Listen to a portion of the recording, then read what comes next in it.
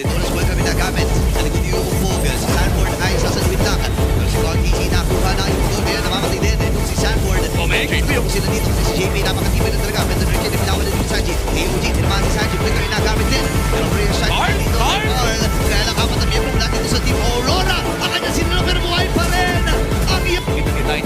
Kaya naman sisimulan dito ni Conti si Edward. Papasok dito kay Edward. Ako kalahati lang buhay niya. Sobrang tapang talaga. Dito si Sanford, nagpakain na rin. Dito na squad kami. Umod sa dalawang miyembro. Mula din si Oh my goodness. Sanji nakuha ng kill. Pero si Sanji sa likod.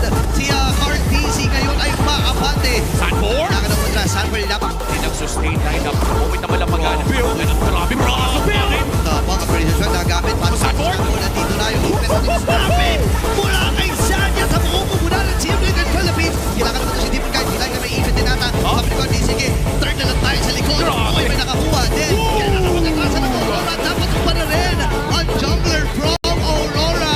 TLPH. Pwede silang napakatama. Talagang snapping na.